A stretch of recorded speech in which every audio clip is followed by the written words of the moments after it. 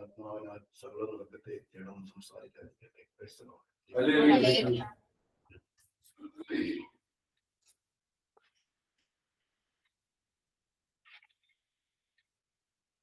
യേശുവിന്റെ സഹനം എന്തിനു വേണ്ടി? നമ്മുടെ ഇഷ്ടമുള്ളത് യേശുവിന്റെ സഹനം എന്തിനു വേണ്ടിയുള്ളത്? നമുക്ക് ഞാൻ ഈ ചോദ്യം വിശ്വസിക്കുന്നില്ല, എങ്കിലും നമ്മൾ പറഞ്ഞാൽ എനിക്ക് ഇഷ്ടപ്പെട്ടു. പക്ഷെ നമ്മൾ പൊതുവെ മനസ്സിലാക്കുന്നത് എങ്ങനെയാണ്? ഒരാൾക്ക് 10 കോടി രൂപ ഉണ്ടായിരുന്നു, കടം വന്ന് നശിച്ചു പോയി, ഇന്ന് ആത്മഹത്യയായിരിക്കുക. ഈ മനുഷ്യൻ ഇന്ന് ആത്മഹത്യയായിരിക്കുക. അപ്പോഴത്തേന് ദൈവത്തിന്റെ ഒരു സാന്നിധ്യം അനുഭവിക്കുകയും പിന്നീട് അദ്ദേഹം സാക്ഷ്യം പറഞ്ഞെങ്ങനെയാണ് ഈ 10 കോടിയുടെ സ്ഥാനത്ത് തന്നെ 100 കോടിയുള്ളവരാക്കി മാറ്റി. ഇദ്ദേഹം ആദ്യം 10 കോടി തകർന്നു വിളിക്കാൻ പോവുകയാണ്. രണ്ടാമതാ ഇദ്ദേഹം പറയുകയാണ് ആ 10 കോടി നശിച്ച കുഴപ്പം തന്നെ എന്ത് ചെയ്തു? 100 കോടിയുള്ളവരാക്കി മാറ്റി.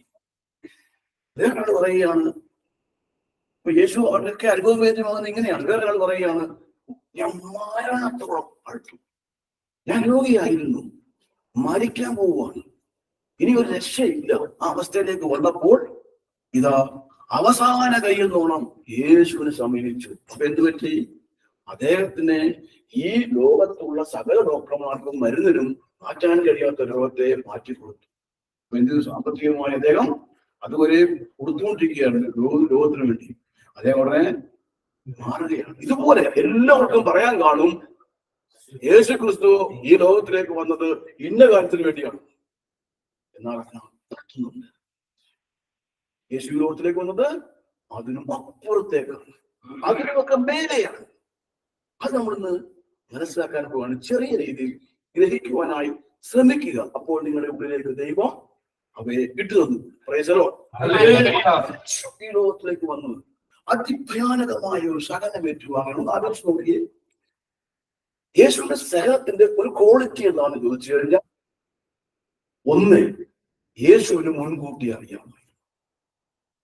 വീട്ടിലിരിക്കുന്ന ആൾക്ക് മുൻകൂട്ടി അറിയാണ്. ഇന്ന് ഇടിച്ച് പഞ്ചാസം എന്നുള്ളവർ അറിഞ്ഞു കഴിഞ്ഞാൽ വഴി മാറിപ്പോവല്ലാതെ വേറെ ഓപ്ഷൻ ഒന്നും എടുക്കുന്നുണ്ടേ. രണ്ടാമത് അതുവഴി പോകുന്നതിന് മുമ്പ് അവരെ പ്രായിക്കൊണ്ടേ പോകുന്നുള്ളൂ. എങ്ങനെയും ദൈവം വരുന്ന വഴിക്ക് ഇവനെ വണ്ടിയിൽ ചവരെ പറയണമെന്നുണ്ട്. കാരണം എന്താ? ഇടികൊള്ളാൻ നമ്മൾക്കൊണ്ട് വയ്യ. യേശു തന്റെ സഹനം മുൻകൂറായി കാണുകയാണ്. ശ്രദ്ധിക്കണം, മുൻകൂറായി കാണുകയാണ്. ഒന്ന്, യേശുവിന് വെറുപ്പുണ്ടായിരുന്നില്ല, യേശുവിന് വൈരാഗ്യം ഉണ്ടായിരുന്നില്ല,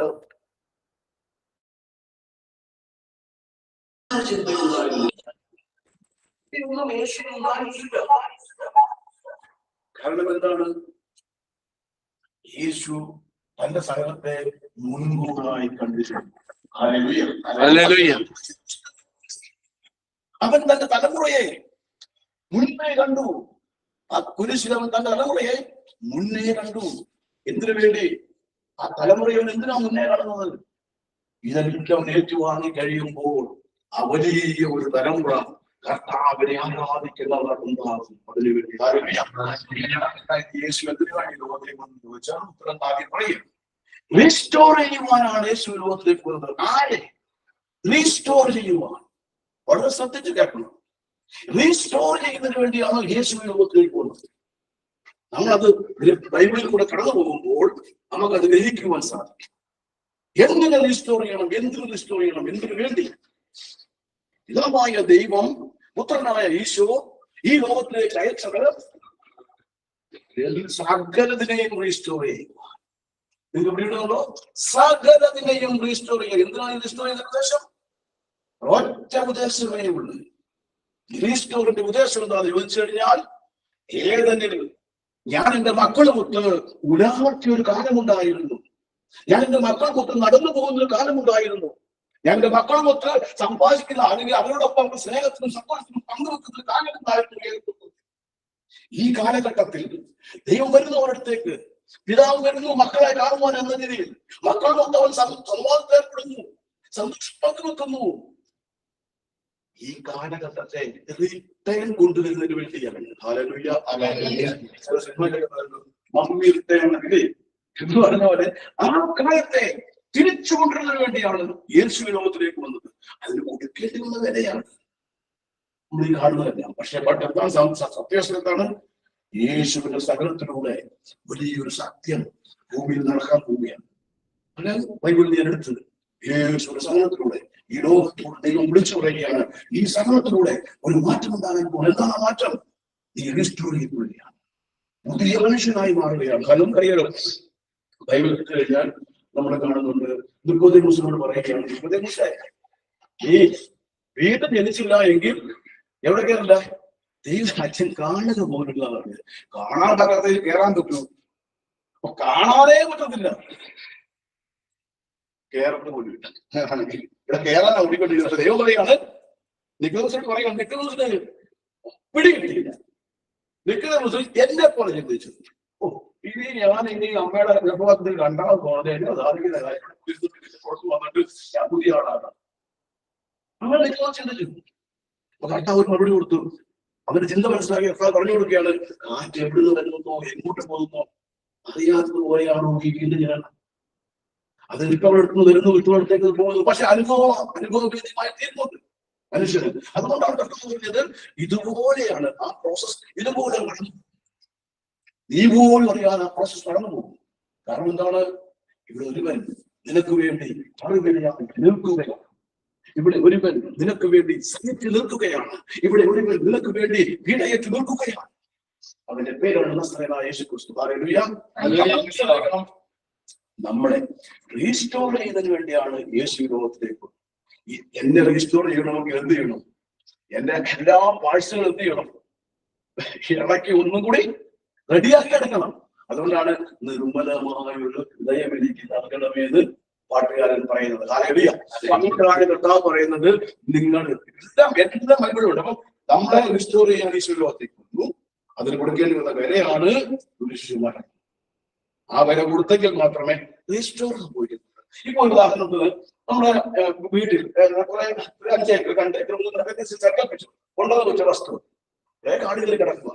ഒരു ദിവസം 5-6 പേര് നോക്കിയിട്ട് ചുമ്മാ എല്ലാം കടലിൽ വിത്തണ്ട് മഴയൊക്കെ പെയ്തു, വിത്ത് മുളച്ചു. പക്ഷെ വിത്തിനേക്കാൾ മുമ്പിൽ വേറെ ഒന്നും കൂടി മുളച്ചു. എന്താണ്? കളകളെല്ലാം മുളച്ചു. വലിയ പ്രയോജനമുണ്ടോ? മറിച്ച് കർഷകൻ എന്ത് ചെയ്യണമായിരുന്നു? ഉഴുതു മുറിക്കണമായിരുന്നു ആ മണ്ണിൽ. ഈ മണ്ണ് മുഴുവൻ അടിയിൽ പോകണം, അടിയിലെ മണ്ണ് മുഴുവൻ മേളിൽ പോകണം. അത് വളമായി മാറും. ഈ മേളിൽ നമുക്ക് പ്രതികൂലമായിരുന്നത് വളമായി മാറുകയാണ് ആ ഭൂമിയിൽ. മാറിയൊക്കെ മുഴുതി മറച്ച് അങ്ങനെ മാറിക്കഴിയുമ്പോൾ എന്ത് സംഭവിക്കുകയാണ്? അതിലേക്ക് വിറ്റ് വിതറി കഴിയുമ്പോൾ സംഭവിക്കുന്ന ഒരു പ്രത്യേകതയുണ്ട്. ബൈബിൾ പഠിപ്പിക്കുന്ന 100 മേനി 60 മേനി 30 മേനി അങ്ങനെയാണ് പോയത്. അങ്ങനെയെങ്കിൽ എന്നെ റീസ്റ്റോർ ചെയ്യാൻ വേണ്ടി യേശു ക്രിസ്തുവിന് കൊടുക്കേണ്ടി വന്ന വിലയുടെ ഉള്ളിൽ രഹസ്യം കിടപ്പുണ്ട്, ഒരു മഹാരഹസ്യം. ഹല്ലേലൂയ. ഹല്ലേലൂയ. പ്രിയപ്പെട്ടവരെ, നിലം ഒരുക്കുന്നത് പോലെ ഒരുക്കപ്പെട്ടെങ്കിൽ മാത്രമേ വിത്ത് വീണാൽ മുളയ്ക്കുകയുള്ളൂ. ഹല്ലേലൂയ. ഇത് ആർക്കറിയാം? പരിശുദ്ധമായ ദൈവത്തിന് അറിയാമായിരുന്നു. പരമോഷിതമായ ദൈവത്തിന് അറിയാമായിരുന്നു. അതുകൊണ്ടാണ് ബൈബിൾ എഴുതിയിരിക്കുന്നത്, ലേഖനത്തിൽ ഇങ്ങനെയാണ് എഴുതിയിരിക്കുന്നത്, നിങ്ങൾ നശ്വരമായ ബീജത്തിൽ നിന്നല്ല, അനശ്വരമായ ബീജത്തിൽ നിന്ന്, സനാതനവും അനശ്വരമായ ബീജത്തിൽ നിന്നാണ് നിങ്ങൾ വീണ്ടും ജനിച്ചിരിക്കുന്നത്. അത് ദൈവവചനം എന്നാണ് പറയുന്നത്. അപ്പം ദൈവവചനം ഒരു ബീജമായി മാറുന്നു, അത് അനശ്വരമായി മാറുന്നു. ഇപ്പുറത്ത് നശ്വരമായ ബീജമുണ്ട്. അത് ആ ബീജത്തിൽ നിന്നല്ല ഇപ്പൊ നിങ്ങൾ ജനിച്ചിരിക്കുന്നത്, അനശ്വരമായ ദൈവവചനമാകുന്ന പുതിയ ബീജത്തിൽ നിന്ന്. അപ്പൊ ഈ വചന മാംസമായവനാണ് നമ്മുടെ ഭൂമി. പിടികിട്ടുന്നുണ്ടോ? വചനം മാംസമായി ഈ ലോകത്തേക്ക് വന്നത് ആരാണ്? നമ്മുടെ ഭൂമിയാണ്. ബൈബിളിലെ വചനമാണ് ഞാൻ പറഞ്ഞത്. നിങ്ങൾക്ക് പിടികിട്ടുന്നുണ്ടോ? വചനം മാംസമായി ഈ ലോകത്തിലേക്ക് വന്നവൻ എന്റെ ഭൂമിയാണ്, ഓരോരുത്തരുടെയും ഭൂമിയാണ്. ആ ഭൂമിയിൽ ഞാനാവുന്ന വിത്ത് വീഴണം. വീഴുന്നുണ്ടോ? എങ്ങനെ വീഴണം?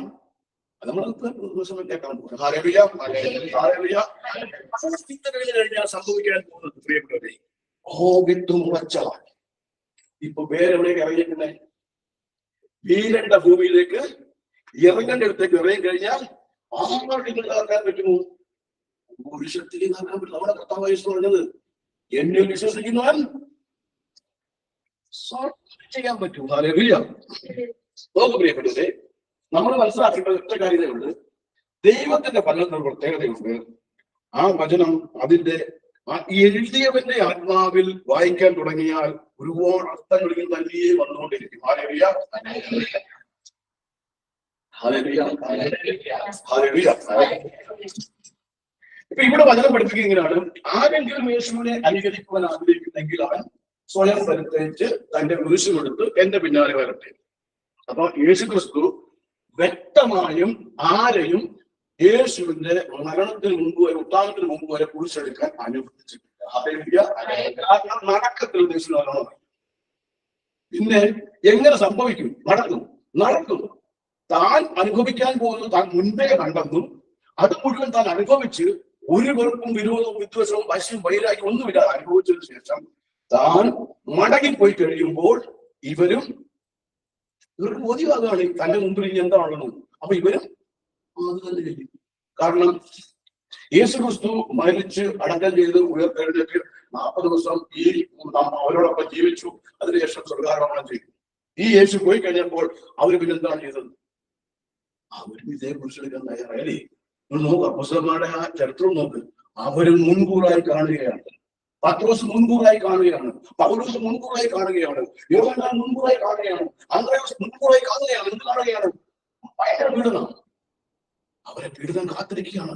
അതാ പൗലോസ് പീഡനം പറ്റും. അവൻ പോകുന്നതിന് മുമ്പിന് അവൻ എന്നെ പീഡനം കാത്തിരിക്കുകയാണെന്ന് അവൻ കാണുന്നുണ്ട്. അതിന് മുമ്പിൽ ഒന്നും ഒരുക്കുന്നില്ല, പടച്ചട്ടം ഉണ്ടാക്കുന്നില്ല, അവിടെ പറയാതെ നടത്തുന്നില്ല, അതിനുവേണ്ടി പോംവഴി ഉണ്ടാക്കുന്നില്ല. അവിടെ ചെല്ലുമ്പോൾ എന്നെ പീഡനമാണ് കാത്തിരിക്കുന്നത്, അതുകൊണ്ട് പോംവഴി ഉണ്ടാക്കുന്നില്ല. ആരെങ്കിലും രാജാവിന്റെ സിമ്പതി പിടിച്ചു പറ്റാൻ വേണ്ടി ഒന്നും ചെയ്യുന്നില്ല. എന്ത് ചെയ്തു? ശരിയാണ്, ആ പീഡനത്തിലേക്ക് നടന്നെടുക്കുകയാണ്. സ്തെഫാനോസ് പീഡനത്തിലേക്ക് നടന്നെടുത്തു. കല്ലേറുകൊണ്ട് മരിച്ചു വീഴുമ്പോൾ അദ്ദേഹം വിളിച്ചു പറഞ്ഞു, എന്താണ്? സ്വർഗത്തിലെ പിതാവിന്റെ പരിഭാഗത്തിരിക്കുന്ന പുത്രനെ കണ്ടുകൊണ്ട് ഉറക്കെ വിളിച്ചു പറഞ്ഞു, ഈ കുറ്റങ്ങളോട് ആരോപിക്കരുതേ, ഇവിടെ മേലെ ആരോപിക്കരുതും. കാരണം എന്താണ്? ഇവർ കണ്ടതായ ആ സഹനം ഈ എറിയുന്നവനും കണ്ടു കഴിഞ്ഞാൽ ഒരിക്കലും എറിയില്ല. ഇവരെ ഏറ്റെടുക്കാൻ പോകും സകല ഇവർ മുൻകൂറായി കാണുകയാണ്. ആലോചിച്ച് നോക്ക്, സ്വന്തം മക്കളെ തന്റെ മുൻപിൽ നിർത്തിയിട്ട് കൊല്ലാൻ പോവാണ്. അപ്പനും അമ്മയോട് പറയും, റോമിന്റെ തെരുവുകളിൽ നടന്ന സംഭവമാണ്. അപ്പനോട് അമ്മയോടും പറയും, ഇപ്പൊ ഇവരെ ഈ വഴിവിളക്കാക്കി മാറ്റാൻ പോവുകയാണ്, ഇല്ലെങ്കിൽ യേശുവിനെ തള്ളിപ്പറയണം. അവർ പറഞ്ഞില്ല. തങ്ങളുടെ മുൻപിൽ വെച്ച് മക്കളും മാതാപിതാക്കളും പിതാക്കന്മാരും ഒക്കെ എന്തായി തീരുകയാണ്? ഇവരും മെഴുകുതിരി കത്തുന്ന പോലെ തൂണുകളായി കത്തി എരിയുകയാണ് ഇത്. വലിച്ചു കഴിയുമ്പോൾ എന്താ സംഭവിക്കാൻ പോകുന്നത് മുൻകൂർ കാണുകയാണ്. അതിഭയാനകമായ പീഡനം. കയ്യും കാലുകൾ കഴിച്ചു കീറി സിംഹം അവരെ ഭക്ഷിക്കും. അവര് കാണുക. കാരണം എന്താ? ഈ സഹനത്തിന്റെ മേൽ ഉരുവാക്കപ്പെടുന്ന ആ മുറിവിൽ അനേകം വിത്തുകൾ വീഴാനുണ്ട്. ആ വിത്തുകൾ മുളയ്ക്കാനുണ്ട്. ആ വിത്തുകൾ ഭൂമിക്ക് സമാധാനമാകുന്ന വിത്തുകളായിരിക്കും. അല്ലെങ്കിൽ ആ വിത്തുകൾ ദൈവത്തെ മഹത്വപ്പെടുത്തുന്ന വിത്തുകളായിരിക്കും. അല്ലെങ്കിൽ ആ വിത്തുകൾ നാളെയുടെ വാഗ്ദാനങ്ങളായ ദൈവത്തിന് ഉറക്കെ പറയാൻ തട്ടുന്ന ബഹുമാനമുള്ള വിത്തുകളായിരിക്കും. എന്താണ്? വലിയ സാധനം കിടക്കുകയാണ്. യേശുവിന്റെ സാധനത്തിന്റെ പ്രത്യേകത, നമ്മെ റീസ്റ്റോർ ചെയ്യുവാനായി യേശു സകലം ഏറ്റെടുക്കുകയാണ്. ദൈവം ആഗ്രഹിക്കുകയാണ്. അപ്പോഴാണ് പ്രിയപ്പെട്ട യഥാർത്ഥത്തിൽ നമ്മൾ ആരായിത്തീരുന്നത്? ദൈവത്തിന്റെ മക്കളായി വന്നു. യോഹന്നാന്റെ സുവിശേഷം 1:12 പറയുന്ന പോലെ, 1:12 എന്താണ് പറയുന്നത്? അവനെ കൈക്കൊണ്ടവരെ നമുക്ക് വിശ്വസിക്കുന്നത് ഏവർക്കും അവൻ ദൈവമക്കളാകാൻ കഴിവ് കൊടുത്തു. എങ്ങനെ കൈക്കൊള്ളണം? എങ്ങനെ വിശ്വസിക്കണം? അപ്പോഴാണ് ഈ കഴിവുണ്ടാകുന്നത്, ദൈവമക്കളാകുവാനുള്ള കഴിവ്. യോഹന്നാൻ 3:3 വായിച്ചു. വായിക്കണേ. യോഹന്നാൻ 3:3 മുതൽ വായിക്കുന്നത്. 3 വായിച്ചു തുടങ്ങി. യേശു പറഞ്ഞു, സത്യം സത്യമായി ഞാൻ നിന്നോട് പറയുന്നു, വീണ്ടും ജനിക്കുന്നില്ലെങ്കിൽ ഒരുവനും ദൈവരാജ്യം കാണാൻ കഴിയുകയില്ല. നിക്കോദോസ് ചോദിച്ചു, പ്രായമായ മനുഷ്യനെ ഇത് എങ്ങനെ സാധിക്കും? അമ്മയുടെ ഉദരത്തിൽ വീണ്ടും പ്രവേശിച്ച് അവന് ജനിക്കാൻ കഴിയുമോ? യേശു പ്രതിഫലിച്ചു, സത്യം സത്യമായി ഞാൻ നിന്നോട് പറയുന്നു, ജലത്താലും ആത്മാവിനാലും ജനിക്കുന്നില്ലെങ്കിൽ ഒരുവനും ദൈവരാജ്യത്തിൽ പ്രവേശിക്കുക സാധ്യമല്ല. മാംസത്തിൽ നിന്ന് ജനിക്കുന്നതും മാംസമാണ്, ആത്മാവിൽ നിന്ന് ജനിക്കുന്നത് ആത്മാവും. നിങ്ങൾ വീണ്ടും ജനിക്കണം എന്ന് ഞാൻ പറഞ്ഞതുകൊണ്ട് നീ വിസ്മയിക്കണ്ട. കാറ്റ് അതിന് ഇഷ്ടമുള്ളിടത്തേക്ക് വീശുന്നു, അതിന്റെ ശബ്ദം നീ കേൾക്കുന്നു, എന്നാൽ അത് എവിടെ നിന്ന് വരുന്നെന്നോ എവിടേക്ക് പോകുന്നെന്നോ നീ അറിയുന്നില്ല. ഇതുപോലെയാണ് ആത്മാവിൽ നിന്ന് ജനിക്കുന്ന ഏവനും. ഈ ജനനം പ്രത്യേകിച്ച് മനസ്സിലാക്കി കൊടുക്കുകയാണ്. ഇങ്ങനെയാണ് ജനിക്കുന്നത്, വീണ്ടും ജനനം പ്രാപിക്കുന്നത് ഇപ്രകാരമാണെന്ന് യേശുക്രിസ്തു വ്യക്തമാക്കി പ്രകാരം വീണ്ടും ജനനം അതറിയുന്നില്ല. ആ പ്രോസസ് നടന്നു. ഇപ്പൊ ഈ പ്രാർത്ഥനയിൽ അത് നടന്നുകൊണ്ടേ ഇരിക്കുകയാണ്. നിങ്ങളിപ്പം 1 മണി മുതൽ പ്രാർത്ഥന തുടങ്ങിയില്ലേ, ഇതെല്ലാം നടന്നുകൊണ്ടേ ഇരിക്കുകയാണ്. ഓരോ ഘട്ടമായി നടക്കുകയാണ്. ആ സ്പെൻഡ് ചെയ്യുന്ന സമയം മുഴുവനും ദൈവത്തെയും ഗ്രാൻഡാക്കി, നമ്മുടെ നിത്യജീവന് വേണ്ടിയുള്ള ഗ്രാൻഡാക്കി മാറ്റിക്കൊണ്ട് നമ്മളെ ദൈവം ഇതുപോലെ ആ പെർഫെക്റ്റിലേക്ക് ഒരുക്കിക്കൊണ്ടിരിക്കും. ഹല്ലേലൂയ. ഒരു വ്യക്തിയെ പെർഫെക്റ്റിലേക്ക് ഒരുക്കിക്കൊണ്ടിരിക്കുക. അവർ വളരെ വ്യക്തമായി മനസ്സിലാക്കുമ്പോൾ ആ റീസ്റ്റോറിങ് അതിന്റെ പൂർണ്ണതയിൽ നടന്നു കഴിയുമ്പോൾ എന്തായിരിക്കും പിന്നെ സംഭവിക്കുന്ന കാര്യമാണ് ആ പഴയ ഏകം തോട്ടം. ചിലപ്പോൾ അത് കുടുംബത്തായിരിക്കാം. ആ പഴയ ഏകം തോട്ടം കുടുംബത്തിൽ സംഭവിക്കുകയാണ്. ആ ഏകം തോട്ടം അവിടെ സംഭവിച്ചു കഴിയുമ്പോൾ എന്ത് സംഭവിക്കും? ദൈവവുമായി സംസാരിച്ച് നടക്കാം, ദൈവവുമായി ഇടപഴകാം, ദൈവത്തോടൊപ്പം കൈക്ക് പിടിച്ച് ഇതാക്കാം. അങ്ങനെയുള്ള അനുഭവത്തിലേക്ക് ജനം മാറുവാൻ. അതായിരുന്നു ദൈവത്തിന്റെ സ്വപ്നം. ആ സ്വപ്നമാണ് ഏതെങ്കിലും തകർന്നു പോയത്. എന്നാൽ ദൈവം കൊണ്ടുവരാൻ തയ്യാറായോ? ദൈവം കൊണ്ടുവരാൻ തയ്യാറായില്ല. ഈ സ്വപ്നം ഈ ഭൂമിയിൽ മുഴുവനും നടത്തും. അപ്പോഴാണ് ഈശോയോട് പറഞ്ഞത്, നീ എന്റെ വലതുഭാഗത്ത് ഇരുന്നു കൊള്ളുക, അവസാന ശത്രുവും നിന്റെ പാദപീഠമാകുമ്പോഴും ഞാൻ വീണ്ടും വരവ്. അന്നാലാണ് ദൈവം വീണ്ടും വരുന്നത്. ഒരുപാട് പേര് പറഞ്ഞിടയ്ക്ക് ഈശോ വീണ്ടും വരും. ഈശോ മനുഷ്യനായിട്ട് ഇങ്ങനെ വന്ന് വീണ്ടും ആരും വിശ്വസിക്കുക. നമ്മൾ ശ്രദ്ധിക്കുക, ഈശോയ്ക്ക് ഇനി മനുഷ്യനായിട്ട് ഈ ഭൂമിയിൽ വരാൻ പറ്റില്ല. ഈശോയ്ക്ക് ലിമിറ്റ് ഉണ്ടായിരുന്നു മനുഷ്യനായി ഭൂമിയിൽ ജീവിച്ച കാലം. ശരിയാണോ? ലിമിറ്റ് ഉണ്ടായിരുന്നു. ഇത് നമ്മളിപ്പോൾ നടക്കുന്ന ലിമിറ്റാണ്. എന്നാൽ ഈശോ ലിമിറ്റില്ലാതെ എപ്പോഴെന്ന് വെച്ച് കഴിഞ്ഞാൽ ഈശോ സഹാരോട് പറഞ്ഞു, നിങ്ങൾ പരിശുദ്ധാത്മാവിനെ സ്വീകരിച്ചു കഴിയുമ്പോൾ ഈശോ നമുക്ക് ആരായി മാറുവാണ്? പിന്നീട് ലിമിറ്റ് ഇല്ലാത്ത ദൈവമായി മാറുകയാണ്. അതിനു മുമ്പ് ഭൂമിയിൽ ഈശോ ലിമിറ്റ് ഉണ്ട്. 33 കൊല്ലം ഈശോയ്ക്ക് ലിമിറ്റ് ഉണ്ടായിരുന്നു. പെർഫെക്റ്റ് ദൈവം കാര്യമൊക്കെ ശരി തന്നെ. കാരണം മനുഷ്യനായിട്ട് ഈ ഭൂമിയിൽ നിൽക്കണമെങ്കിൽ ലിമിറ്റ് ഉള്ളതിനാൽ നിർദ്ദേശം മതിയാണ്. ഒരു മാറ്റമില്ല. അത്ഭുതം ചെയ്യാൻ എല്ലാം ശരിയാണ്, ഒരുപാട് കാര്യങ്ങളൊക്കെ ചെയ്യാൻ പറ്റും, എല്ലാം ശരിയാണ്. പക്ഷേ ഈശോ ലിമിറ്റുകളുണ്ട്. എന്നാൽ ഈശോ സ്വർഗ്ഗാരോഹണം ചെയ്ത് കഴിഞ്ഞപ്പോൾ എന്തായി ശരിയാണ്? ലിമിറ്റുകളില്ലാത്തവരായി മാറി. ചെയ്യുന്നത് എനിക്ക് അങ്ങയോടൊപ്പം ഉണ്ടായിരുന്ന ആ പഴയ ഇതിലേക്ക് ഈശോ പോകണം. അപ്പൊ എല്ലാ കുറെ ആൾക്കാർ ഈശോയുടെ വന്ന് പരിപ്പിലൊക്കെ ആണെങ്കിൽ ഇവരൊക്കെ ചിന്താമണ്ഡലം തന്നെ തെറ്റാണ്. ഈശോ ഭൂമി വന്നിട്ട് ഒരു ഭരണവും നടത്താൻ പോകും. ഈശോ ഭരിക്കുന്നതാണ് ആത്മാക്കളെ, മനസ്സുകളെ. നമ്മുടെ അങ്ങനെയാണ് ഈശോ ഭരിക്കുന്നത്. നമ്മുടെ ആത്മാക്കളെയാണ് ഭരിക്കുന്നത്. എന്റെ രാജ്യം ഐഹികമല്ല. ആയിരുന്നെങ്കിൽ എന്റെ സെർവർ യുദ്ധം ചെയ്യുമായിരുന്നു. നമ്മുടെ യേശു ഭരിക്കാൻ പോകുന്ന രാജ്യം ദൈവരാജ്യത്തിലാണ് ഈശോയുടെ ഭരണം. അതെന്താണ് ആ ഭരണം? സ്നേഹം, ശാന്തി, സമാധാനം, ക്ഷമ, ദയ, നന്മ, വിശ്വസ്ത, ആത്മസംഗം ഇങ്ങനെ കിടക്കുകയാണ്. ആ ഫലങ്ങളുടെയും ആ ആനന്ദത്തിന്റെയും രാജ്യത്താണ് ഈശോയുടെ ഭരണം. ഈശോയുടെ വന്ന് മനുഷ്യനാട്ടിലൂടെ താമരം വളർത്തി ഇവിടെ കുറച്ച് ആൾക്കാർ പറയുന്ന ഒന്നും നടക്കുന്നില്ല. പിന്നെ ഈശോ വരും. തന്നെ ആകാംക്ഷപൂർവ്വം കാത്തിരിക്കുന്നവർക്ക് വേണ്ടി അവർ വരും. അത് അവന്റെ ആത്മാവിൻ ആത്മാവ്. എല്ലാ നേത്രങ്ങളും കാണുക പറയുമ്പോൾ നമ്മൾ മനസ്സിലാക്കണം, അങ്ങനെയാണ് നമ്മൾ കാണാൻ പോകുന്നത്. മറിച്ചൊരു മനുഷ്യനായ ഈശോ ഈ ഭൂമിയിൽ അങ്ങനെയാണെങ്കിൽ ഈ കാലഘട്ടത്തിൽ വന്ന എന്തായിരുന്നു? ജലം ബോംബ് വെച്ച് തകർക്കും. ആ കാലഘട്ടത്തിൽ ഇത്ര വീട് കൊടുത്തോളൂ. ഈ കാലഘട്ടത്തിലാണ് ബോംബ് വെച്ച് തകർക്കും. ഈശോയെ അംഗീകരിക്കാൻ പറ്റുന്നില്ല. ഒരുപാട് പേർക്ക് ഇപ്പോൾ അംഗീകരിക്കാൻ പറ്റുന്നുണ്ട്. അപ്പം സങ്കീർത്തനം 139 13 14 അവിടുന്നാണ് എന്റെ എടുത്തു വായിച്ചു. അവിടുന്നാണ് എന്റെ അന്തരംഗത്തിന് രൂപം നൽകിയത്. എടുത്താലും കേട്ടോ. 139 13 മുതൽ 16 വരെ നിർത്തി വായിക്കണേ. വായിച്ചോണ്ടിരിക്കുന്നത് അവിടുന്നാണ് എന്റെ അന്തരംഗത്തിന് രൂപം നൽകിയത്, എന്റെ അമ്മയുടെ ഉദരത്തിൽ അവർ തന്നെ മെനഞ്ഞു.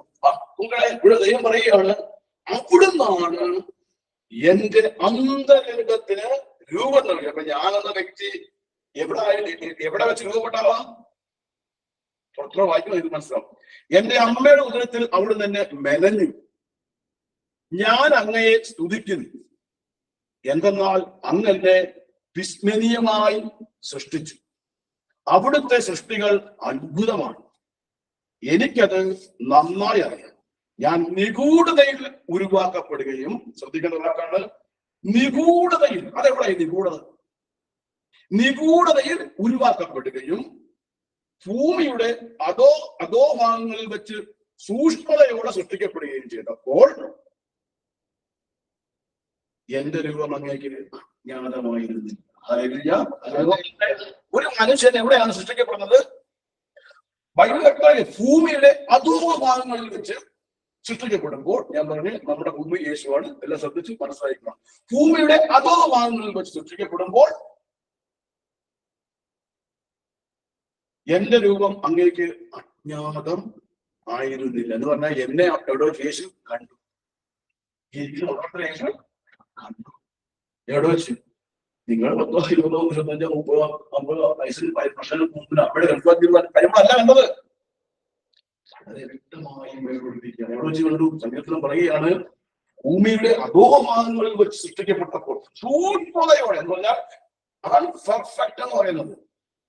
എന്ന് പറയുന്നത് ആദത്തെ സൃഷ്ടിക്കുമ്പോൾ ആദത്തിൽ പെർഫെക്റ്റ് ആയ ഒരു സൃജോപകരണം ഉണ്ടായിരുന്നു. അർത്ഥം ആദത്തെ സൃഷ്ടിക്കുമ്പോൾ ഭൂമിയുടെ അധോഭാഗങ്ങളിൽ നിഗൂഢമായി അതിസൂക്ഷ്മമായി എന്ന ദൈവം ഓഹരി സൃഷ്ടിച്ചിട്ടുണ്ട്.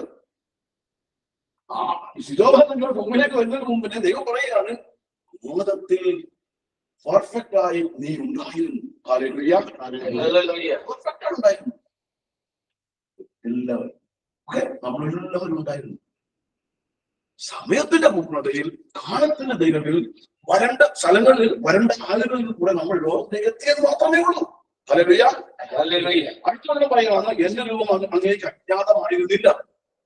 എനിക്ക് രൂപം ലഭിക്കുന്നതിന് മുമ്പ് തന്നെ അവിടുത്തെ കണ്ണുകൾ എന്നെ കണ്ടു. ആലോചിച്ച് നോക്കി, ഒരു ഈ കുറച്ച് ചൂട് കറിയെ കാട്ടിച്ച് ശരീരം ഇങ്ങനെ വിലസുന്നതിന് മുമ്പ് തന്നെ ദൈവം പറയാണ് അവിടുത്തെ കണ്ണുകൾ എന്നെ കണ്ടു. ആലോചിച്ച് നോക്കിയേ, എത്ര മനോഹരമായ വചനം. ദൈവത്തിന്റെ കണ്ണുകളെ കാണുക. ഭയങ്കര വണ്ണത്തിൽ നിൽക്കുന്നു, അല്ലെങ്കിൽ സ്കെൽറ്റായിട്ട് നിൽക്കുന്നതൊക്കെ കാണുമോ? ദൈവത്തിന്റെ കണ്ണ് കാണുമോ? അവിടെ പറയുകയാണ്, കണ്ണുകൾ എന്നെ കണ്ടു. എനിക്ക് നിശ്ചയിക്കപ്പെട്ടിട്ടുള്ള നാളുകൾ വളരെ പെർഫെക്റ്റ് പറയുകയാണ്.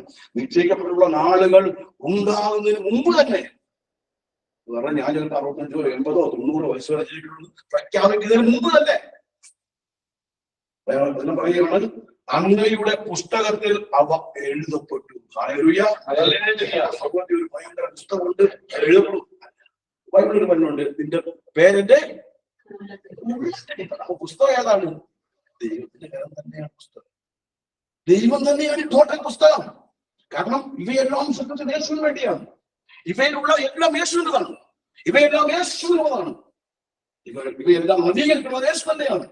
അതിനാണ് യേശു എന്നത്. നമ്മളെ റെസ്റ്റോർ ചെയ്യാൻ യേശു ഈ ഭൂമിയിലേക്ക് ആലോചിച്ച് നോക്കി. ആര് ചെയ്യും? ആര് ചെയ്യും? അത് ചെയ്യാൻ ഒരുവന് മാത്രമേ കഴിയൂ. ആരാണോ ശില്പി, എന്റെ സൃഷ്ടാവിന് മാത്രമേ എന്നെ രൂപപ്പെടുത്തുവാൻ സാധ്യമാവുകയുള്ളൂ. എന്റെ സൃഷ്ടാവിന് മാത്രമേ എന്നെ പെർഫെക്റ്റ് ആക്കുവാൻ സാധിക്കുകയുള്ളൂ. എന്റെ സൃഷ്ടാവിന് മാത്രമേ എന്നെ അവൻ കണ്ട വ്യക്തിയിൽ ഞാൻ എങ്ങനെയായിരുന്നു പണ്ടേ കണ്ടു. ഞാനിവിടെ 10-53 വർഷത്തിന് മുമ്പ് വോട്ട് ജനിച്ചു വീഴുന്നതിന് മുമ്പ് തന്നെ എന്റെ ദൈവം എന്നെ കണ്ടു. ദൈവത്തിന്റെ കാഴ്ച അത് ഉന്നതമായ കാഴ്ചയാണ്. ഓ, നിശ്ചയിക്കപ്പെട്ട നാളുകൾ ഉണ്ടാകുന്നതിന് മുമ്പ് തന്നെ അങ്ങയുടെ പുസ്തകത്തിൽ അവ എഴുതിയിരിക്കുന്നു. എല്ലാവരെയും പറ്റി ദൈവത്തിന് വളരെ, അതായത് എല്ലാവരിലും ദൈവത്തിന് പ്രത്യേകതയുണ്ട്. പ്രത്യേകത എന്ന് പറഞ്ഞാൽ എല്ലാവരും ക്രിസ്തുവിൽ ലയിക്കുക എന്ന പ്രത്യേകതയാണ് ഉണ്ടാകേണ്ടത്.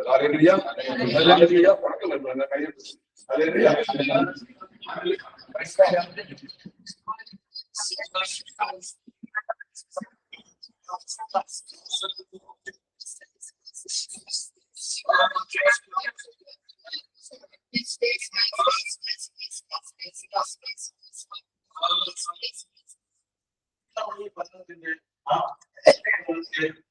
സത്തയിലേക്ക് കടന്നു പോകാൻ പറ്റില്ല. സങ്കീർത്തനം 129 3 ഒന്ന് വായിക്കാം. 3 ഉഴവുകാർ എന്റെ മുതുകിൽ. സങ്കീർത്തനം 129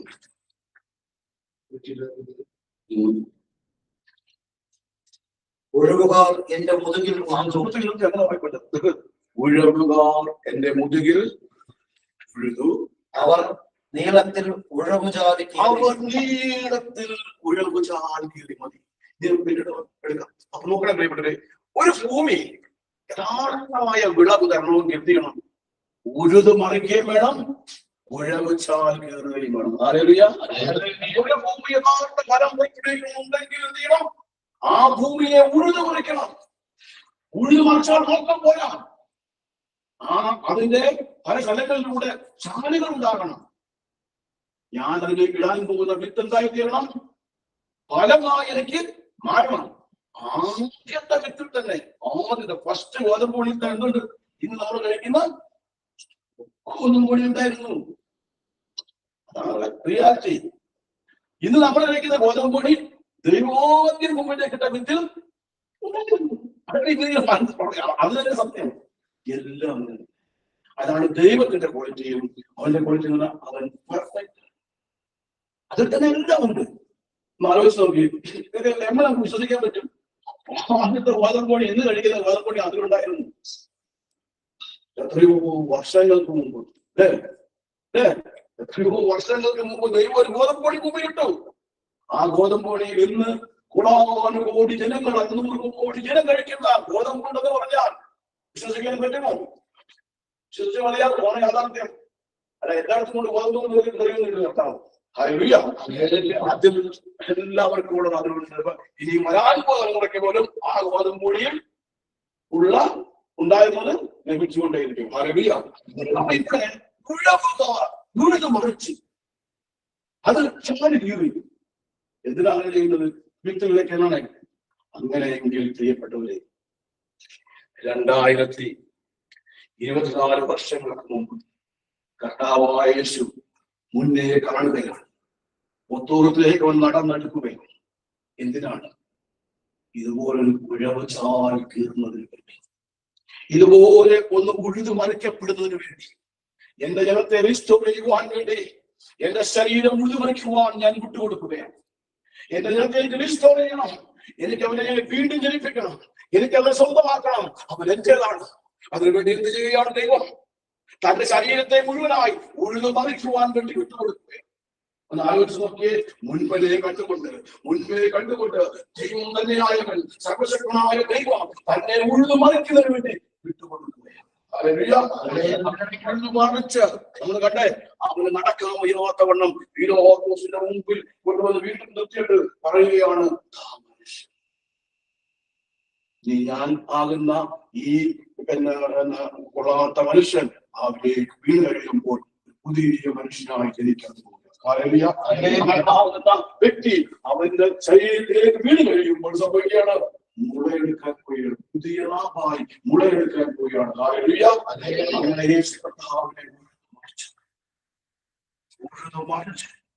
വന്നു നിൽക്കുമ്പോൾ ആദ്യം അങ്ങോട്ട് പോയ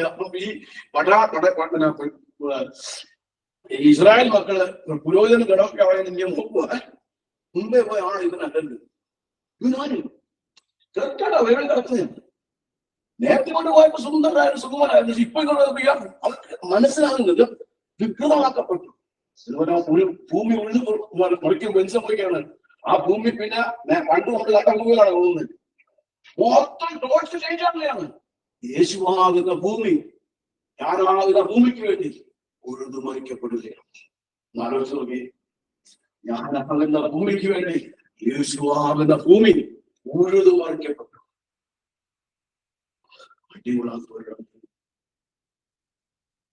മുറിവില്ലാത്ത ഒരു സ്ഥലം പോലും കണ്ണുകൾ തുറന്ന് കാണാൻ വയ്യാത്ത അപ്രകാരം അവൻ ഉഴുതു മറിക്കപ്പെട്ടു. എന്തിനു വേണ്ടി? ബൈബിളിൽ എഴുതിച്ചേക്കുന്നു, പത്രോസിന്റെ ലേഖനത്തിൽ എഴുതിച്ചേക്കുന്നു, നശ്വരമായ വീണല്ല അനശ്വരമായ ദൈവമാകുന്ന പുതിയ വിളിക്കുന്നു. ഞാനും നിങ്ങളൊക്കെ വീണ്ടും ജനിക്കുന്നതിന് വേണ്ടി.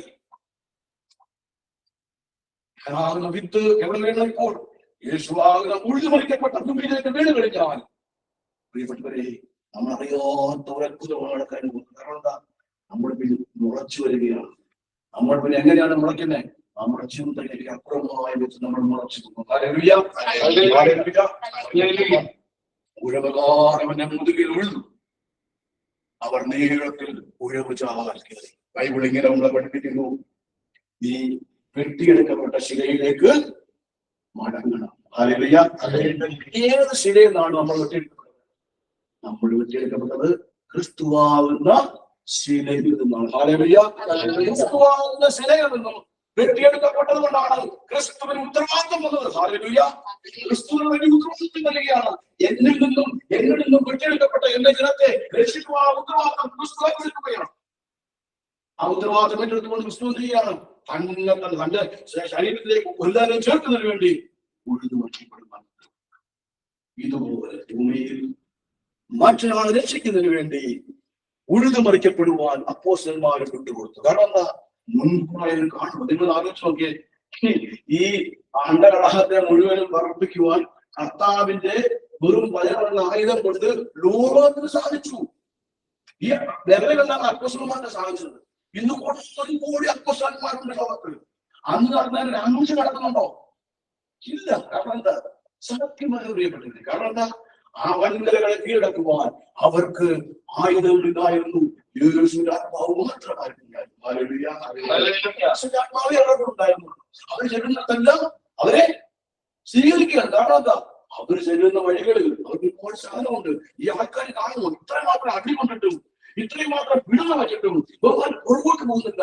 ഈ വളരെയത്തിൽ വീണിട്ടും തിളക്കുന്ന എണ്ണയെടുത്ത് വാർത്തെടുത്തിട്ടും 2 വൃക്ഷങ്ങളെ വലിച്ചടിപ്പിച്ച് കെട്ടുനിർത്തി കയർ പൊട്ടിക്കുമ്പോൾ കീറിപ്പോയിട്ടും ഇവർ ഒരിക്കലും പിന്മാറുന്നില്ല. ആയാളുടെ ഉള്ളിൽ ഒരിക്കലും ഉഴുതുമറിക്കപ്പെട്ടവൻ അവന്റെ ഉള്ളിലേക്ക് കയറിയിരിക്കുകയാണ്. ഒരിക്കലും വേണ്ടി ഉഴുതുമറിക്കപ്പെട്ടവൻ എന്റെ ഉള്ളിലേക്ക് വന്നു കഴിയുമ്പോൾ എന്റെ സ്വഭാവം മാറുകയാണ്. ഞാൻ ആരാധന അപ്പോൾ മാറുകയാണ്.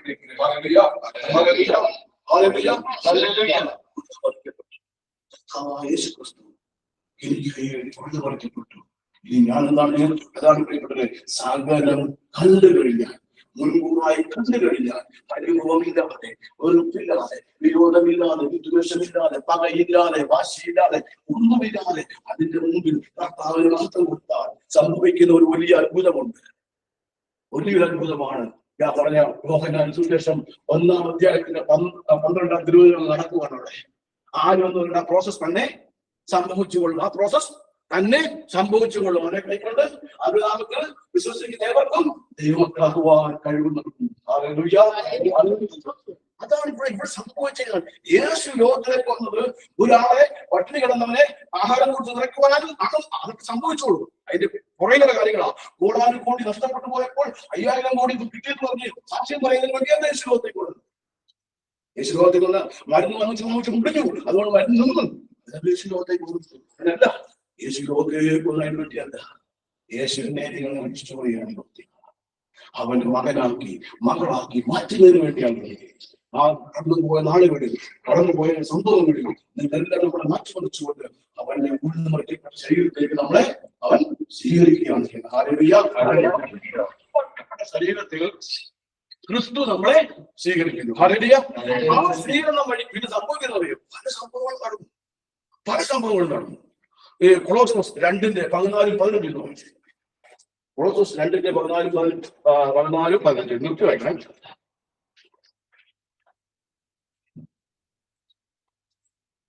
നമുക്ക് ദോഷകരമായിരുന്ന നിന്ന് ലിഖിത നിയമങ്ങളെ അവൻ മാനിച്ചു കളയുന്നു. എന്തോ നമുക്ക് ദോഷകരമായിരിക്കുന്ന നമുക്ക് ദോഷം നമ്മളെ എഴുതപ്പെട്ട നിയമം നിൽക്കുകയാണ്. എന്താണ് നമുക്ക് ദോഷകരമായ ലിഖിത നിയമം?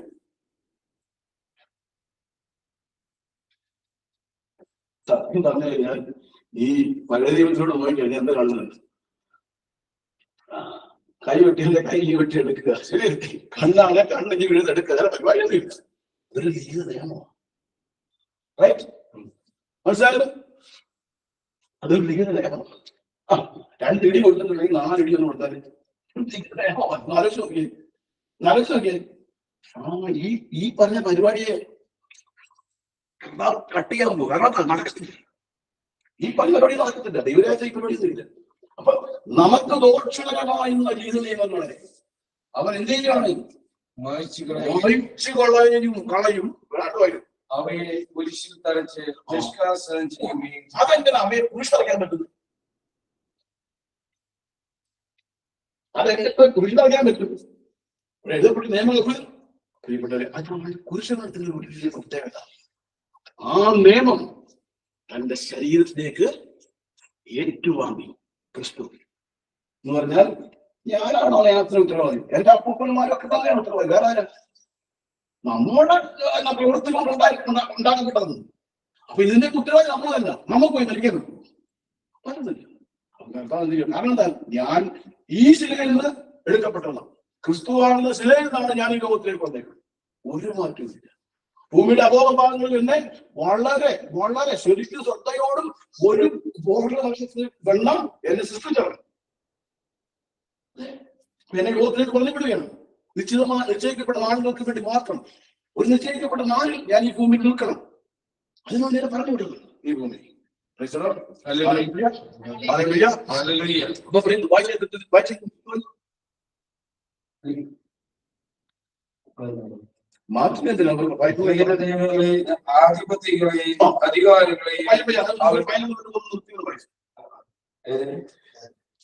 ആധിപത്യങ്ങളെയും അധികാരികളെയും മാറ്റുകളെയും അവയെ കുരിശിൽ തറച്ച് നിഷ്കാസനം ചെയ്യുകയും ആധിപത്യങ്ങളെയും അവൻ നിരായുധരാക്കി. ആധിപത്യങ്ങളെയും ആധിപത്യങ്ങളെയും അധികാരങ്ങളെയും അവൻ നിരായുധമാക്കി. എങ്ങനെ? അവൻ കുരിശിൽ അവയുടെ മേൽ വിജയം ആഘോഷിച്ചുകൊണ്ട് അവയെ പരസ്യമായി അവഹേളന പാത്രങ്ങളാണ്. ഈ കുരിശിൽ കിടന്നാണ് ഭയങ്കര വിജയാഹ്ലാദമാണ്. ഇത് ഭയങ്കര വിജയാഹ്ലാദമായി കുരിശിൽ കിടന്നിരിക്കുന്നത്. എന്തെങ്കിലും വിജയാഹ്ലാദം ഉണ്ടോ കുരിശിൽ കിടന്ന് മരിക്കുന്നത്? ഒരു വിജയാഹ്ലാദവും ഇല്ല കുരിശിൽ കിടന്ന് മരിക്കുന്നത്. ഇതുപോലെ മാറിയ ഒരു മരണം ലോകത്ത്. അതെങ്ങനെ വിജയാഹ്ലാദം?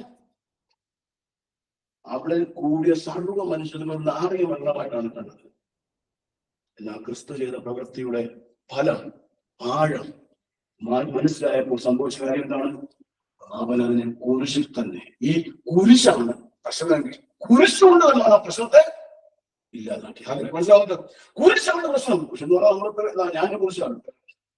അപ്പൊ കുരിശാണ് പ്രശ്നമെങ്കിൽ കുരിശുകൊണ്ട് തന്നെ കർത്താവിനെ അതിനെ ഇല്ലാതാക്കി. ആരും എനിക്ക് മനസ്സിലാവുന്നുള്ളൂ, എനിക്ക് മനസ്സിലായിട്ടോ ഞാൻ വിശ്വസിക്കുന്നത്. കുരിശാണ് പ്രശ്നം.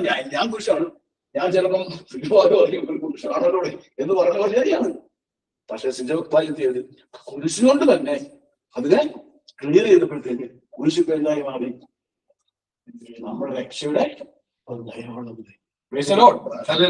പവറായി മാറി, ശക്തിയായി മാറി, അനുഗ്രഹമായി മാറി, നന്മകളായി മാറി. അപ്പൊ ആ ഞാൻ എഴുതിയാണ് നമുക്ക് ദോഷകരമായ നൽകുന്ന ദൈവങ്ങളെ വായിച്ചു. അത് അപകീർണ പാത്രം ആയി കടന്നുകൊണ്ടാണ് ഇത് വായിക്കുന്നത്. ഓർക്കണം, എല്ലാവരും വെല്ലുവിളിക്കുന്നുണ്ടോ പുരോഹിതന്മാര്? ഒന്ന് ഇറങ്ങി വരാമോ? ഞങ്ങളൊക്കെ അച്ഛനോട് വിളിക്കുന്നില്ല, ശരിയാ, ഒന്ന് ഇറങ്ങി വരാമോ? അതിന് ആ വെല്ലുവിളി നമ്മൾ ഇപ്പൊ തന്നെ നമ്മളെ ആരെങ്കിലും എന്തെങ്കിലും ചെയ്യുമ്പോൾ ഇതുപോലെ വെല്ലുവിളി ഉണ്ടായത് നമ്മുടെ മനസ്സ് മാത്രമല്ല, നമ്മുടെ ആ അങ്ങനെയാണ് ഒന്ന് ആലോചിച്ച് നോക്കി. തറച്ചിട്ടിട്ടാണ് ഈ വെല്ലുവിളിക്കുന്നത്. അവരുടെ കാഴ്ചപ്പാടിൽ ഇവിടെ ഇറങ്ങി വരണം. ക്രിസ്തു ഇറങ്ങുന്നു. കാരണം ക്രിസ്തുവിന്റെ ഉദ്ദേശം എന്താണ്? ഈ ചുമ്മാല മുഴുവൻ നോക്കിയപ്പെട്ടത്. അവരുടെ ഉദ്ദേശം ഈ ചുറ്റും നിൽക്കുന്നതൊക്കെ ഇച്ചിരി കഴിയുമ്പോഴത്തന്നെ എന്റെ മേൽ വന്ന് വീഴും. ഞാൻ നിനക്ക് യേശുവിന്റെ രക്തം ഞങ്ങൾക്ക് സന്ദർഭത്തിൽ ദോഷമായിക്കൊണ്ട് ഇത് പറഞ്ഞിട്ടാണ് പോയി അഭ്യാസം. അതവർക്ക് ദോഷമായി തീരുന്നില്ല. യേശുവിന്റെ രക്തം വീഴും. നമുക്ക് എന്തായി മാറുന്നത്? മുളയ്ക്കാനുള്ള വെള്ളവും വളമൊക്കെ ആയി മാറുക. യേശുവിന്റെ ഉള്ളത്തോട്ട് വീഴുക നമുക്ക് എന്തായി മാറുക? വെള്ളവും വളവുമൊക്കെയായി മാറുകയാണ്. മുളയ്ക്കാനുള്ള വെള്ളവും വളവുമായി മുളയ്ക്കാനുള്ള വെള്ളവും വളവുമായി മാറുകയാണ്. പക്ഷെ അവര് പറഞ്ഞു, അത് ഞങ്ങളുടെ കളിയാക്കിയിട്ടുണ്ട്. നിരസിച്ചു. ക്രിസ്തു നമുക്കാരായി തീരണം. ക്രിസ്തു നമുക്കാരായി മാറണം. ക്രിസ്തു നമുക്ക് മാർഗം വെച്ച് കഴിഞ്ഞാൽ ക്രിസ്തുവിന്റെ സഹനം അതുപോലെ ഞാനും കാത്തിരിക്കണം. പല കാര്യങ്ങളും അതുപോലെ സഹനത്തിലൂടെ പോയാൽ സഹനം നേരിടാൻ പോകും. അത് ദൈവം ഇഷ്ടമല്ല. മറിച്ച് വരുന്നതിനെ സമഗ്രതയോടെ നേരിടുവാൻ, വരുന്നതിനെ എന്തിനേയും സമഗ്രതയോടെ നേരിടുവാൻ ഒരു ശക്തി നമ്മുടെ മധ്യത്തിൽ സംഭവിക്കും. മാറ്റങ്ങളുണ്ടാകും. പിന്നെ നമ്മുടെ പ്രാർത്ഥനയ്ക്ക് ട്യൂണുകൾ മാറാം. പ്രാർത്ഥനയ്ക്ക് ഒരു ട്യൂൺ മാറാം, സ്റ്റൈൽ മാറാം. പ്രാർത്ഥന എന്തായി മാറും? ശക്തിയായി മാറും, അനുഭവങ്ങളായി മാറും. ഒരു പ്രാവശ്യം വായിച്ച സക്കറിയ 9:11.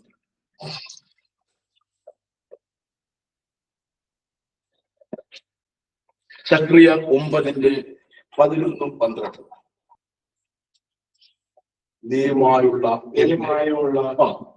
എന്റെ ഉടമ്പടിയുടെ രക്തനിമിത്തം ദൈവം വഴിയാണ് ഞാനുമായുള്ള കർത്താവിന്റെ ഉടമ്പടിയുടെ രക്തനിമിത്തം പ്രവാസികളെ ഞാൻ ജലരഹിതമായ കുഴിയിൽ നിന്നും സ്വതന്ത്രരാക്കും. എവിടെ സ്വതന്ത്രരാക്കുന്നത്? ഈ പ്രവാസികൾ ഇവിടെ താമസിക്കുന്നില്ല. ഇങ്ങനെ ബൈബിൾ വായിക്കില്ല. പ്രവാസിയാണെന്നുള്ളത് നമ്മളെ കുളിർ കൊള്ളും. അങ്ങനെ ബൈബിളാണ് പ്രവാസി. ബൈബിളിലെ പ്രവാസി എന്ന് പറയുന്നത് എന്താണ്? ഏതും തോട്ടത്തിൽ നിന്ന് പുറത്താക്കുമ്പോഴേ ആരാണ് നമ്മൾ പ്രവാസികളെ പ്രിയപ്പെട്ടവരെ. റിയാലിറ്റി. ഏതും തോട്ടത്തിൽ നിന്ന് പുറത്താക്കപ്പെട്ട നിമിഷം മുതൽ നാം ഓരോരുത്തരും ആരാണ്? പ്രവാസി. അലയുക. ഇന്ത്യയിൽ കിടന്നാണോ, പാകിസ്ഥാനിൽ കിടന്നാണോ, UAE കിടന്നാണോ, അതൊന്നും നിയമമൊന്നുമില്ല. അമേരിക്കയിലാണോ, ലണ്ടനിലാണല്ലോ, നമ്മൾ അലയുകയാണ്. കാരണം എന്താ? നമ്മള് യഥാർത്ഥ ശിലയിലേക്ക് ചെല്ലണം. യഥാർത്ഥ ശിലയിലേക്ക് നമ്മൾ ചെല്ലണം. ക്രിസ്തുവായ യഥാർത്ഥ ശിലയിലേക്ക് ചെന്ന് നമ്മൾ എന്ത് ചെയ്യണം? കേറണം. നമുക്കൊരു എന്തായാലും നല്ലൊരു സമയം ഇപ്പൊ തന്നെ ഈ രൂപം തന്നെ ആയിരുന്നു. താഴെ വീണങ്ങൾ ഉടഞ്ഞു പോയെന്ന് വെച്ചു. ഇതിന്റെ ശില്പിക്ക് ഇതേപോലെ ഉണ്ടാക്കാൻ പറ്റുള്ളൂ. കാരണം എന്താ? അവനാണ് ഇതിന്റെ യഥാർത്ഥ ഇതിന്റെ പേറ്റന്റ് ആർക്കാണുള്ളത്? അവനുള്ളത്. ശരിയല്ലേ? ഇങ്ങനെയാണ് ക്രിസ്തുവിനാണ് എന്റെ മേലുള്ള പേറ്റന്റ് ഉള്ളത്. ആർക്കാണ്? ഇവിടെ ഇരിക്കുന്ന ഓരോരുത്തരുടെയും പേറ്റന്റ് ആരെ കഴിക്കുന്നത്? വേറെ ഒരു മനുഷ്യനും കഴിക്കാൻ പറ്റത്തില്ല. അതുകൊണ്ടാണ് ഈ ക്രിസ്തു വന്നത്. സമയത്തിന്റെ പൂർത്തീകരണത്തിൽ സ്ത്രീയിൽ നിന്നും അവൻ പൂജാതനായതുകൊണ്ടാണ്. മാനവരാശിയുടെ രക്ഷയ്ക്ക് വേണ്ടി, അവനെ ചേർത്ത് പിടിക്കുവാൻ വേണ്ടി, പഴയ കാലം തിരിച്ചു കൊണ്ടുവരാൻ വേണ്ടി, ഏതെങ്കിലും തോട്ടം ഓപ്പൺ ചെയ്യാൻ വേണ്ടി, അവിടെ മക്കളൊക്കെ ഉണർത്താം. അതിനുവേണ്ടി ദൈവത്തിന്റെ കുമാരൻ അതിനുവേണ്ടി ലോകത്തിലേക്ക് വേണ്ടി വന്നു. പ്രത്യാശയുടെ തടവുകാരെ വളരെ സെലക്റ്റഡ് വചനമാണ്. ശ്രദ്ധിച്ചേക്കണം. അവിടെ പറയുകയാണ് പ്രത്യാശയുടെ തടവുകാർ. പുറത്താക്കപ്പെട്ടപ്പോ തടവില്ല. പക്ഷെ ദൈവത്തിന് വന്ന് പറയാണ് നിന്റെ ഉള്ളിൽ നിന്നെ സൃഷ്ടിച്ചവന്റെ ഒരു ചലനമുണ്ട്. എന്നെ ഈ ലോകത്തേക്ക് പറഞ്ഞു വിട്ടവന്റെ ഒരു ചലനം നിന്റെ ഉള്ളിലുണ്ട്. അക്ഷരം നിന്റെ ഉള്ളിലുള്ളത് കൊണ്ട് പ്രത്യാശയുടെ തടവുകാരനായി ഉയരുകയാണ് ഞാൻ നിങ്ങളുടെ. നിങ്ങളുടെ രക്ഷാദുർഗത്തിലേക്ക് മടങ്ങിപ്പോകും. നിങ്ങളുടെ രക്ഷാദുർഗത്തിലേക്ക് മടങ്ങിപ്പോകുവിൻ. എന്താ പറഞ്ഞത്? നിങ്ങൾക്ക് ഇരട്ടി മടക്കി തരും. എന്താണ് ഇരട്ടി? ഞാൻ പറഞ്ഞിട്ട് ഇവിടെ ആൾക്കാർ വിചാരിച്ചിരിക്കുന്ന മൊത്തം എന്താണെന്നറിയാം.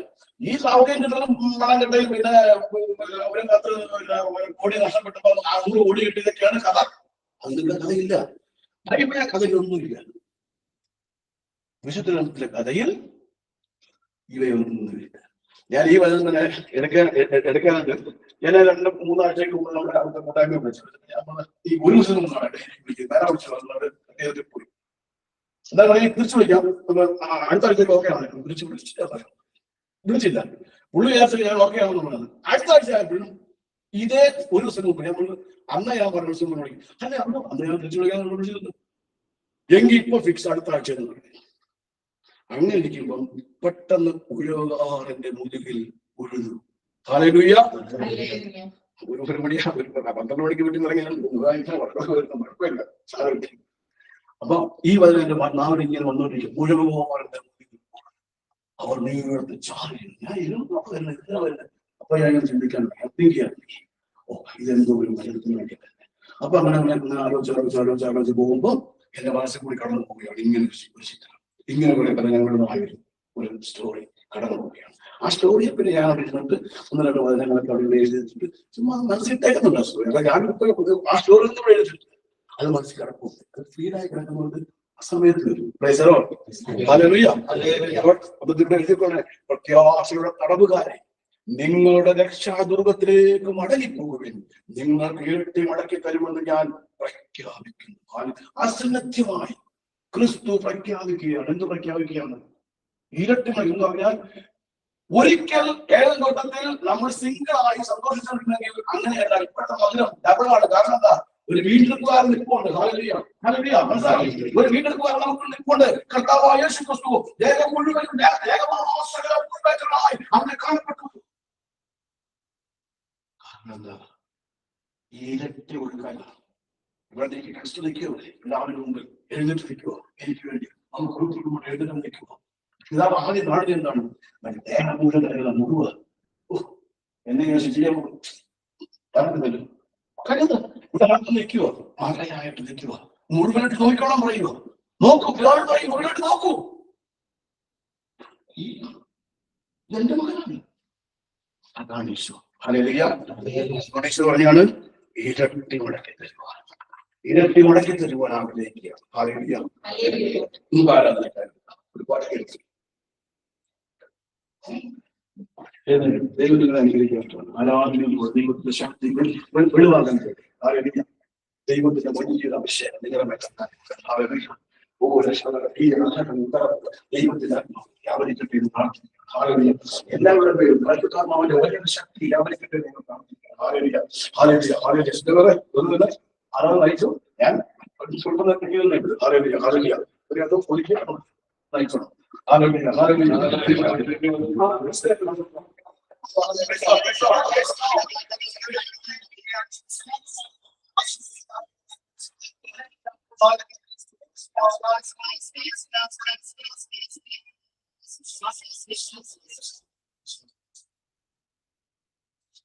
നിങ്ങൾ കണ്ണു അടച്ചിട്ട് എന്റെ പേർക്കായി അപ്പത്തോർത്തി കിടന്നു ഈ വിത്ത് വീടുണ്ടാവും. വീടിനു വേണ്ടി ഒന്ന് നിങ്ങളുണ്ട് കാണുന്നേ. നിങ്ങളുടെ ആ ചിന്തകളിലേക്ക്, മനസ്സിലേക്ക്, വികാരത്തിലേക്ക്, വിചാരത്തിലേക്ക്, മനോഭാവത്തിലേക്ക്, മനസ്സാക്ഷിയിലേക്ക് ആത്മാർത്ഥമായി അവർ കണ്ടേ. അവിടെ എന്താ സ്നേഹസ്വരൂപനായ എല്ലാവരും അപമാനത്തോടെ ഞാൻ നോക്കി നിൽക്കുമ്പോൾ ആ അഭിമാനത്തോടെ എന്നെ നോക്കുന്ന ആ പീഠന്റെ കിടക്കുന്നവരെ നോക്കി കുരിശി കിടക്കുമ്പോൾ വെല്ലുവിളികൾ കെട്ടി കിടക്കുക, അനേകരെ വെല്ലുവിളിക്കുക. അവിടെ എന്നെ അഭിമാനത്തോടെ നോക്കുന്നേ എന്ന് പറഞ്ഞാൽ സകല തോന്നിവാസം ചെയ്തതിന്റെ അഭിമാനത്തോടെ നോക്കുന്ന യേശുവിനെ കണ്ടേ. സ്വന്തം മകൻ എന്ന് പറയാൻ ചിലപ്പോൾ മാതാപിതാക്കൾ പോലും പറ്റാതെ വരുമ്പം യേശു പറയാണ്, ഞാൻ പറയും ഇവൻ എന്റെ നടന്ന് പറയുമെന്ന് ചങ്കൂറ്റത്തോടെ എന്നെ നോക്കുന്ന യേശുവിനെ കണ്ടേ. ആ യേശുവിനെ കണ്ടുകൊണ്ട്, ആ യേശുവിനെ ആഗ്രഹിച്ചുകൊണ്ട്, ആ യേശു വാഗ്ദാനം ചെയ്ത പരിശുദ്ധാത്മാവിനാൽ നിറയുന്നതിന് വേണ്ടി ഈ ആരാധന ഉപയോഗിക്കണം. അപ്പോഴാണ് നിങ്ങളുടെ മേൽ ദൈവത്തിന്റെ വലിയ പ്രസാദം ഉണ്ടാകും.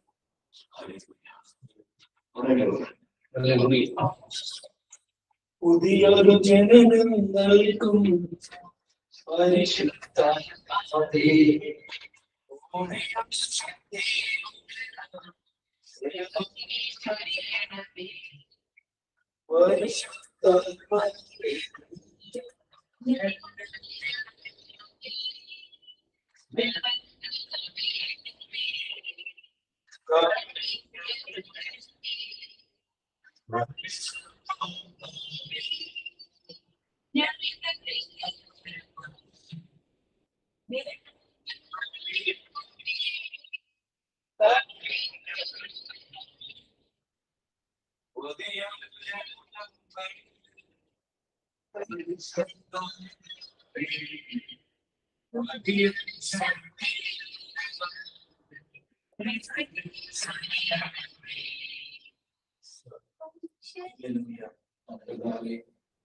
അവിടെ നിന്ന് മോചനങ്ങളാൽ ശക്തിയാൽ കർത്താവിനെ ഓരോരുത്തരെയും വിശദീകരിക്കണമേ. അവിടുന്ന് വചനം പറഞ്ഞുകൊണ്ടിരിക്കുമ്പോൾ ഇപ്പൊ കാണിച്ചു തരുന്നത് പോലെ കർത്താവെ അവിടുന്ന് രോഗികളെ കാണിച്ചു തരുന്നവരുടെ മേൽ കറങ്ങിയായിരിക്കണമേ എന്ന് പ്രാർത്ഥിക്കാം. കർത്താവെ ഇന്ന് വചനം പറഞ്ഞിരുന്ന മകനെ പൂർണ്ണമായി സമർപ്പിക്കാം. അതുകൊണ്ട് അവരെ കുടുംബത്തെ സമർപ്പിക്കാം. കർത്താവെ വലിയ കൃപ അവരുടെ കുടുംബത്തിലും അവരുടെ നാമത്തിലും അറിയുന്നതിന് വേണ്ടി നമുക്ക് പ്രാർത്ഥിക്കാം.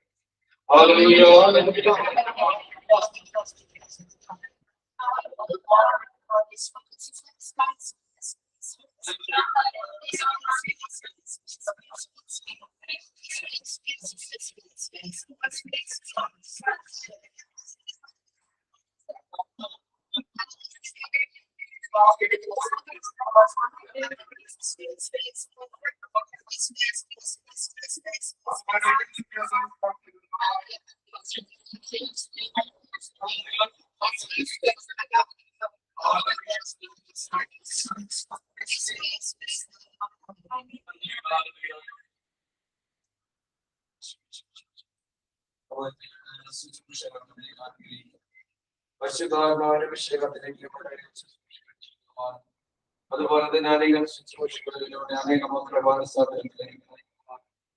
ഈ ലോകത്തിലായിരിക്കുമ്പോൾ സ്വന്തം ആത്മാവിനെ മറ്റുള്ള ആത്മാവിനെ രക്ഷിക്കുവാനും നിത്യരക്ഷയിലേക്ക് അവരെ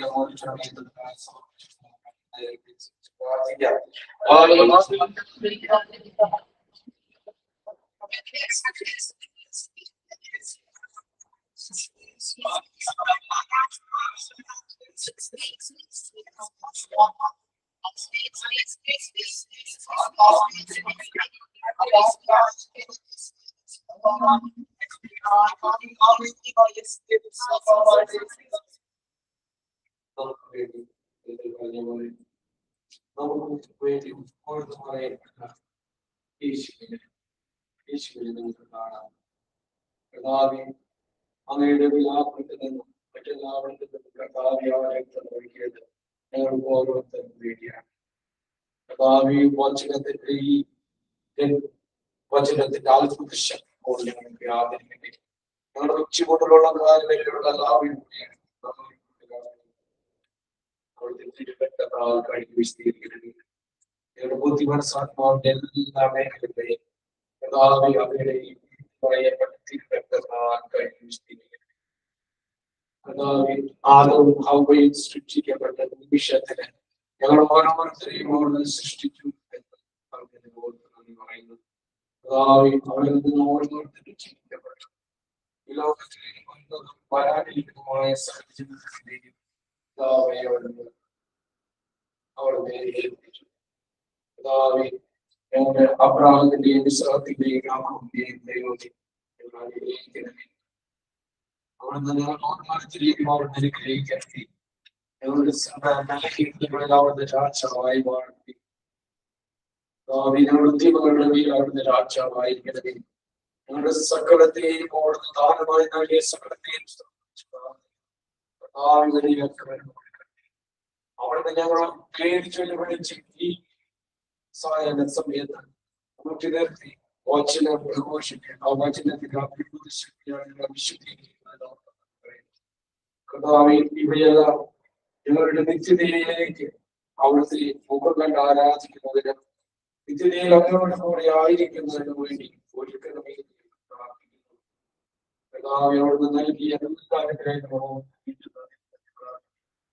ഞങ്ങളുടെ സമസ്ത മേഖലകളെയും സമർപ്പിച്ച് പ്രാർത്ഥിക്കുന്നു.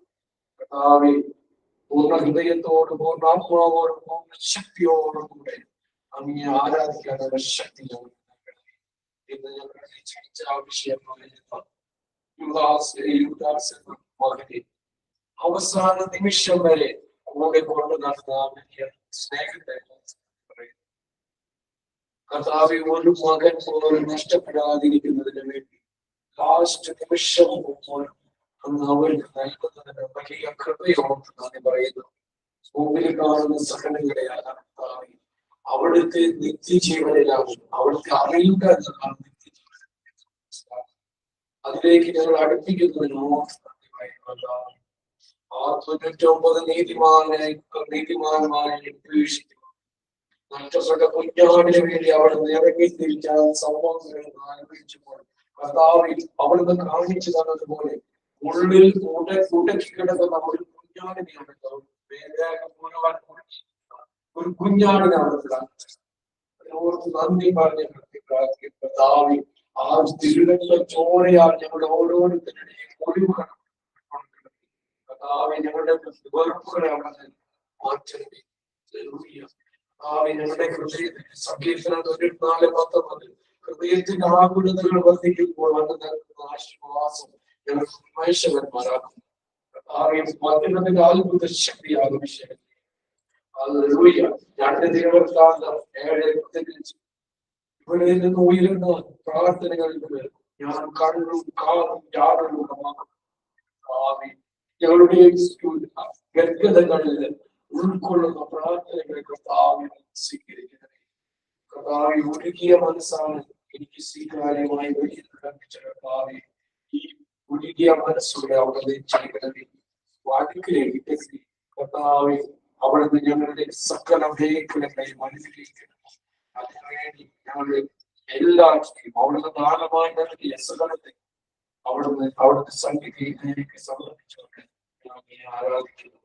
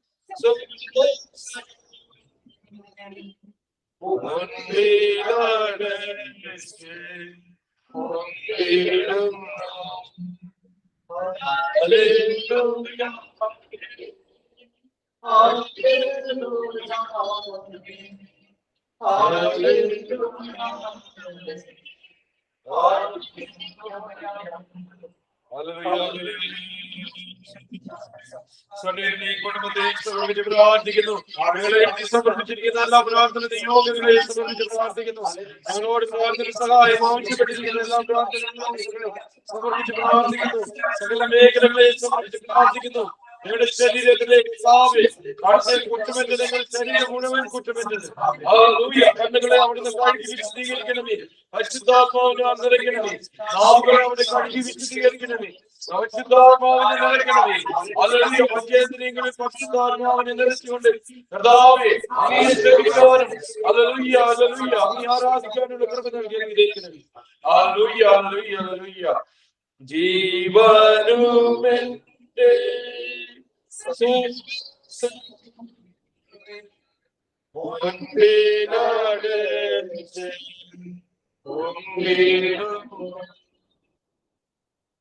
നിത്യസ്തുതിക്ക് യോഗ്യമായ ഞങ്ങളുടെ കുടുംബങ്ങളെ നിരന്തരം നയിച്ചുകൊണ്ടിരിക്കുന്ന പരിശുദ്ധ കുർബാനയ്ക്ക് എന്നേരവും ആരാധനയും സ്തുതിയും പുകഴ്ചയും ഉണ്ടായിരിക്കട്ടെ.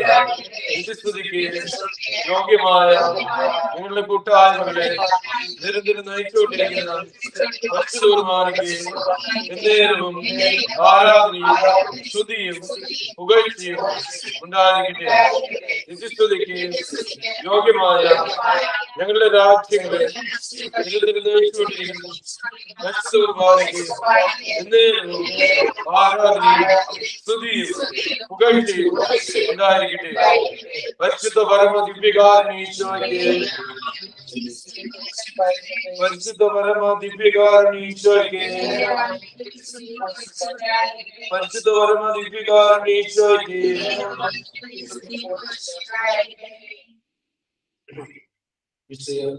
പിതാവേ, ഞങ്ങൾക്ക് വേണ്ടി മധ്യസ്ഥനായിക്കണമേ.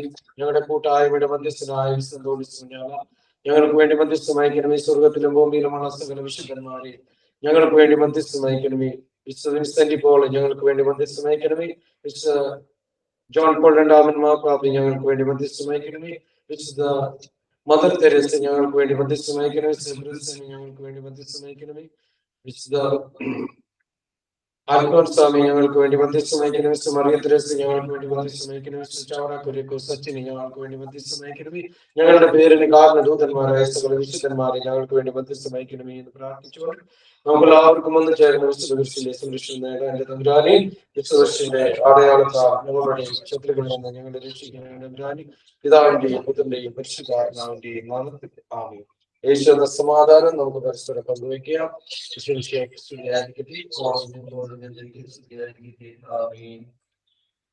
നിത്യ സഹായ